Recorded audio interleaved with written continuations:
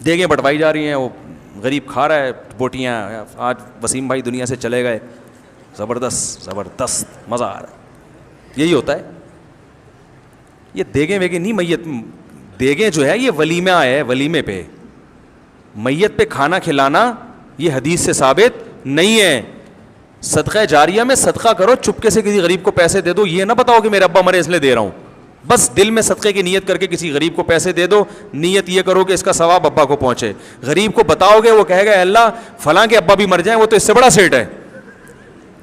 کھلانا, ہدیے دینا یہ خوشیوں کی سنت ہے, یہ میتوں پہ سوٹ نہیں. مذہب کو بدنام کر رہے ہیں ہم لوگ. غیر مسلم بولے گا یار تمہارے بیٹے کی شادی تھی تو بھی وہی مرغا پکایا تھا, ابا کا انتقال ہوا تو بھی وہی مرغا. میں اس پر ایک دلچسپ لطیفہ سنا دوں پھر بیان ختم کرتا ہوں. ایک آدمی جو تھا نا, اس نے کہیں ہمارے بیان سنے ہوں گے یا علماء کے بیان سنیں گے, اس نے تہیہ کر لیا, اس کے والد کا انتقال ہوا, اس نے تہیہ کر لیا کہ میں دیگے نہیں پکاؤں گا, نہیں کھلاؤں گا. میرے ابا دنیا سے چلے گئے, بس میں روؤں گا, اللہ سے مغفرت کی دعا مانگوں گا, حسب توفیق کہیں صدقہ خیرات کر دوں گا, یہ دیگے شیگے میں نہیں پکاؤں گا. تو لوگ کہاں چھوڑتے ہیں, لوگ کہاں چھوڑتے ہیں. لوگوں نے اس کو تنگ کرنا شروع کر دیا, مر گیا مردود, نہ فاتحہ نہ درود, وہابڑا ہیں, یہ ہیں وہابڑے خشکے, تیرے باپ نے تیرے لیے کیا کیا تھا دنیا میں, تو اس کے لیے 6 دیگے نہیں پکا سکتا. بھائی باپ نے جتنا کیا تھا نا اس کے حساب سے تو 6 دیگے بھی کچھ نہیں ہیں. اس کے حساب سے تو میرے بھائی سارا دن بھی لنگر کھلاتے رہو گے, باپ کا حق ادا نہیں ہوگا. تو اب وہ تو دعائیں ہیں اور چپکے سے صدقات و خیرات ہے اس کے لیے. اور تمہیں کس نے, اللہ نے یہ تھوڑی کہا کہ باپ کے لیے ان مختوں کو دیگے کھلاؤ, ٹھیک ہے نا, جو تمہیں تانے دے رہے ہیں. لیکن پبلک چھوڑتی نہیں ہے, تو پبلک نے اس کو تانے دینا شروع کیے. ابے تیرا باپ دنیا سے چلا گیا, یہ خشکا, یہ وہابڑے, اور یہ جو بھی تانے فرقہ پرستی کے دیے جاتے ہیں خشکے, ان کی تو قسمت میں کھانا ہے ہی نہیں. ان کے تو گناہوں کی وجہ سے اللہ نے ان کو ویسے ہی بھوکا ننگا رکھا ہوا ہے. تو ایسے ایسے عجیب عجیب تانے نا. تو وہ بیچارہ تانوں, سب تانے تو انسان پہ اثر ہوتے ہیں. تو اس نے ایک چال چلی, اس نے بولا بھائی ٹھیک ہے لوگ مجھے کنجوس کہہ رہے ہیں نا, تو میں اس کنجوسی کے تانے سے بھی, تانے کو بھی دور کروں گا, لیکن انہوں نے جو مجھے اذیت دی ہے نا اس کا بھی جواب دوں گا. اس نے تیجے پہ بلا لیا سب کو, بولا آ جاؤ بھائی لنگر ہے. اب ہمارا تو اپنا اسٹائل ہے نا, پھر اس کا یہ والا اسٹائل نہیں تھا. اگر وہ مجھ سے پوچھ کے جاتا نا تو پھر اور زیادہ لوگوں کو ذلیل کر سکتا تھا. وہ میں اس کو بتاتا اس طرح کروں, لیکن خیر اس نے کیا کیا, اس نے پبلک کو بلا لیا, جو جو تانے دے رہے تھے بلا لیا سب کو. مرغے شرغے پکائے, بڑی لش پش قسم کی قورمہ بریانی پلیٹیں لوگوں کے سامنے رکھ دیں.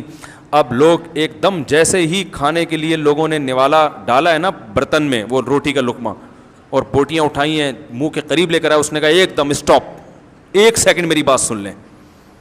لوگوں نے کہا جلدی بتاؤ بھائی, میت کو عذاب ہو رہا ہے نا قبر میں.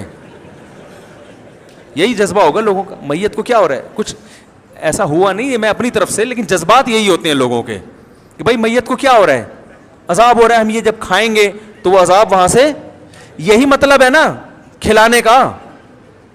اور کیا مطلب ہے کہ ہم جب کھائیں گے تو اس کو فائدہ ہوگا, تو یہ مطلب ہوا کہ ہم نہیں کھائیں گے آج ہم تو فائدہ نہیں ہوگا. تو لوگ پریشان کہ یار تیرے ابا عذاب قبر ہو رہا ہے اور تو ہمیں کھانے نہیں دے رہا. اس نے کہا 1 منٹ تھوڑا سا صبر کرو. لوگوں نے کہا کیا کہہ رہے ہیں بھائی, مسئلہ یہ ہے کہ دیکھو میرے باپ کا انتقال ہو گیا, باپ سے کس کو محبت نہیں ہوتی, تو میرے منہ میں تو دال کا نوالا نہیں اتر رہا غم سے. جس کی میت ہوتی ہے نا بیچارہ دال نہیں کھا سکتا, میرے منہ میں تو دال کا نوالا نہیں اتر رہا غم سے, میری یہ شدت ہے. اور تم کمبختو میرے گھر میں مرغے کھانے کے لیے آ گئے ہو, تمہیں شرم نہیں آتی, چلو بسم اللہ کرو, چلو کھاؤ کھاؤ. لوگوں نے کہا کمبخت اب ہمیں کھانے کے قابل. دوبارہ سناتا ہوں, دوبارہ. یہی ہوتا ہے جب آپ کسی کی میت پہ دیکھ پکائیں نا تو بالکل اسی طرح اسٹائل میں کہا کریں ان کو, بالکل یہی اسٹائل ہونا چاہیے. بلکہ ایک اور موقع پہ یہ اسٹائل ہونا چاہیے, وہ بھی میں بتا رہا ہوں. یہ پھر میں نے نسخہ ہر جگہ فٹ کیا ہے. تو اس نے کہا کہ بوٹیاں اس منہ کے قریب, ٹھیک ہے نا, بالکل منہ کے قریب ہے بوٹیاں, اور ابھی منہ میں ڈالنے والے ہیں. کہہ رہے ایک منٹ رکو.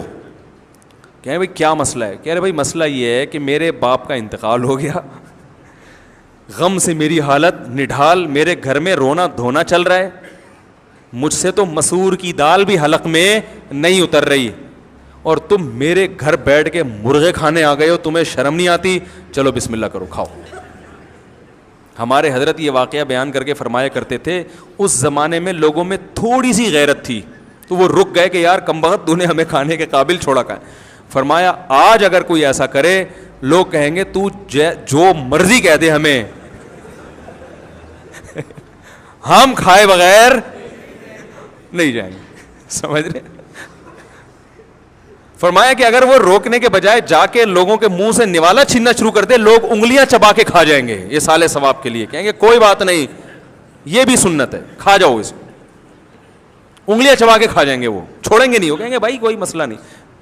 پھر ہمارے حضرت واقعہ سناتے تھے کہ ایک آدمی کی عادت تھی کہ وہ کوئی بھی نہاری کھا رہا ہوتا تھا نا بنس روڈ میں, وہ بڑی مشہور نہاری تھی بنس روڈ کی, اب بھی ہے, تو وہاں سے نہاری پورے کراچی میں اس بہت زیادہ پھیلی ہے. تو وہ بچپن میں وہ بڑی مشہور تھی. تو حضرت فرماتے تھے جو بھی نہاری کھا رہا ہوتا تھا, ایک بندہ جاتا تھا, اس کو تھوڑا سا نا وہاں ساتھ بیٹھ کے تھوڑا سا اس کی پلیٹ میں نیمبو ڈال دیا, اپنی طرف سے لیمو. تو انسان پھر اب آپ نے کسی کا اکرام کیا ہو, تھوڑا سا نیمبو نچوڑ دیا ہو, تو اگلا پھر مروت میں آتا ہے, وہ کہتے ہیں چلیں جی بسم اللہ کریں, آپ بھی کھا لیں. تو کہتے ہیں چلو میں نے نیمبو بھی ڈال دیا تو میں بھی کھا لیتا ہوں. تو وہ اکثر یہ کیا کرتا تھا کہ جا کے نیمبو نچوڑتا اور ساتھ میں کھانے میں شریک ہو جاتا. لوگ مروت میں شرم نے منع نہیں کر پاتے تھے. ایک دن ایک آدمی نے کہا اس کو میں تھپڑ لگاؤں گا نا, یہ میرے ساتھ ہی حرکت کرے گا. تو اس نے نیمبو نچوڑا ہے اور جیسے ہی کھانا شروع کیا اس نے کھینچ کے ایک تھپڑ لگایا. تو یہ کہتے ہیں میری ماں بھی مجھے ایسی تھپڑ مار مار کے کھلایا کرتی تھی, کوئی بات نہیں اور مار, ٹھیک ہے نا. تو غیرت جب بالکل ختم ہو جائے تو پھر کوئی دلیل اثر نہیں کرتی. السلام